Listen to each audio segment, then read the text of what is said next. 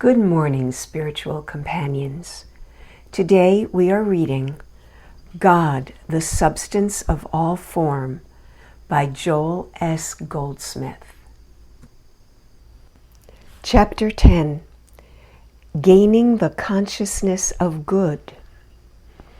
Consciousness is the real secret of the world.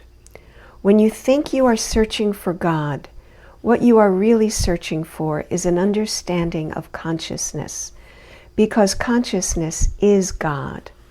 God is consciousness. These are interchangeable. Consciousness is God, and God is consciousness. When you have found the inner meaning of consciousness, you will have found God. When you find God, you will have discovered your own consciousness. You can now more nearly understand what I meant when I said, and have repeated several times, that the purpose of this work is not to give you more truths that you already know. I am sure that you already know all of the letter of truth there is to be known. It is so easily available, not only in my writings, but in many others.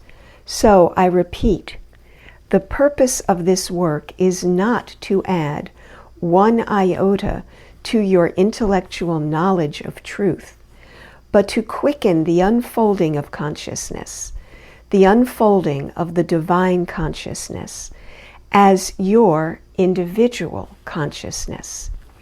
The key to what we call demonstration, that is, to a successful and happy life, a joyous and complete existence, is consciousness, gaining the consciousness of good in one form or another.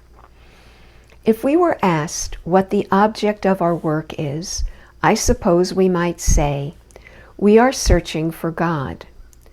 To most people, God is a vague term. Would you know what to do with God after you found Him? Actually, if we were honest with ourselves, we would say, I am seeking a sense of peace, a consciousness of harmony, a consciousness of health, a consciousness of the wholeness of being. We can sum that up too in the phrase, a consciousness of happiness. If we are happy, we have all these things, and our happiness is all-inclusive. Someone has said that happiness is a butterfly, which when pursued is always just beyond your grasp, but which, if you will sit down quietly, may alight on you. If it is true that the kingdom of God is within you, happiness cannot be found outside. Happiness is that which flows from within your own being. So the state of consciousness, which is always pursuing happiness, must be given up, and the consciousness of sitting quietly and letting joy come must be attained. And now a quote from Nathaniel Hawthorne in the American Notebook from 1852. Happiness in this world, when it comes incidentally. Make it the object of pursuit, and it leads us a wild goose chase and is never attained. Follow some other object, and very possibly we may find that we have caught happiness without dreaming of it. Joel continues, to attain happiness or peace, to attain peace of mind or a sense of wholeness and the harmony means, first of all, to stop running around, stop trying to get something, and rather learn to sit quietly, to meditate and to ponder within yourself the realities of being, and then let this happiness come. It has been said that happiness is a perfume you cannot pour on others without getting a few drops on yourself. So before this perfume of happiness can come to us, we have to begin pouring it upon others. Nothing can be added to you. Nothing can be taken from you. All this goes back to the teaching of the Master. The kingdom of God is within you. It must well out from you. Nothing can be added to you. Nothing can be taken from you. You are eternally complete and whole. Whenever we attempt to meditate, let us remember this. There is nothing out there, separate from us, to be attained. We have only to gain the consciousness of that for which we are seeking, and we shall find that we have it. And let us never forget that in bringing about a sense of improvement in our affairs, we begin where we are at the moment. We do not dream about what will happen after we get more understanding or after we have been another year on this path. For example, if the problem is one of health, we sit down and right where we are, we begin to realize whatever truth we know about God and God's infinite spiritual creation. We do not wait until tomorrow. We do not wait until we know more truth, or until we are more spiritual, or until we are more deserving. We sit right down now and use the one grain of truth that we know. If we do not know more than a grain, we put that one grain to work. We take whatever of truth we have and utilize it.